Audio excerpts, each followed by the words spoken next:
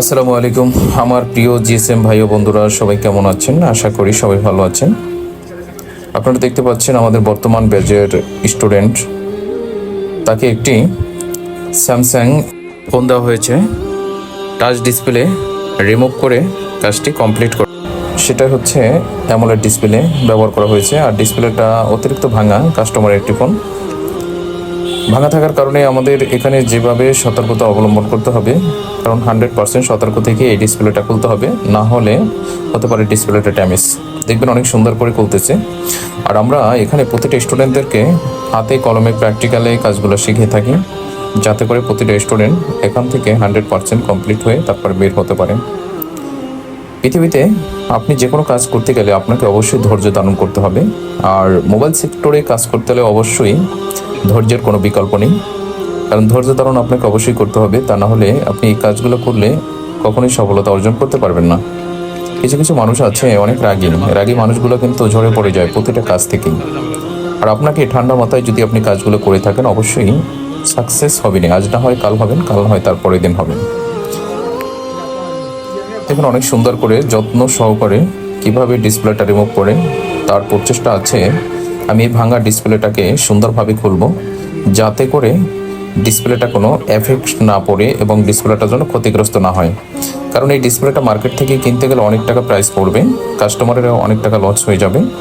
আর সেজন্য আমরা চেষ্টা করব এই ডিসপ্লেটা মাদারবোর্ড থেকে, বডি থেকে রিমুভ করার পরে যদি আমরা উপরে একটা ওসিআই করে সুন্দর করে গ্লাস লাগিয়ে দিই, তাহলে কম টাকার ভিতরে কাস্টমার স্যাটিসফাই হয়ে যাবে এবং কাস্টমারের টাকাটা অনেকটা সেভ হবে।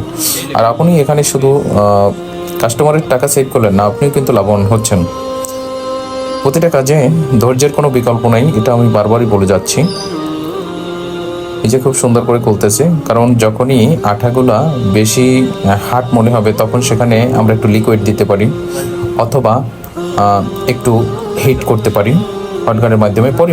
পরিমাণ ছাড়া করা যাবে না। আর এটা অবশ্যই কয়েকটা ওয়ের মাধ্যমে ডিসপ্লেগুলো রিমুভ করা যায়, যেমন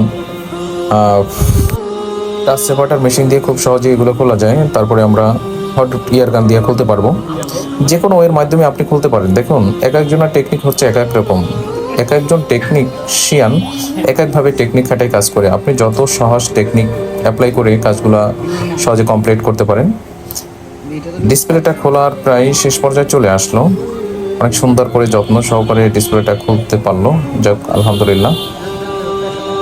তো দেখি এখনো খোলা শেষ হয়নি, আর অল্প কিছু বাকি আছে।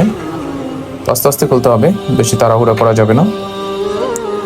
পিছনে অ্যামোলেড, সুপার অ্যামোলেড ডিসপ্লে হলে যদি মেটাল বডি হয়, তাহলে আপনি পিছন থেকে হিট করে সুন্দরভাবে খুলবেন। আলহামদুলিল্লাহ অনেক সুন্দরভাবে ডিসপ্লেটা খুললো। তো আমরা এখন চেক করে দেখব যে আমাদের ডিসপ্লেটা আসলে ক্লিয়ার আছে কিনা। হ্যাঁ, আস্তে করে খুলতে হবে।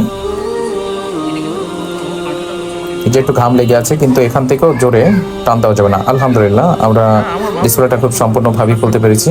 আল্লাহর কাছে শুকরিয়া। ভালো থাকবেন, সুস্থ থাকবেন। আল্লাহ হাফেজ।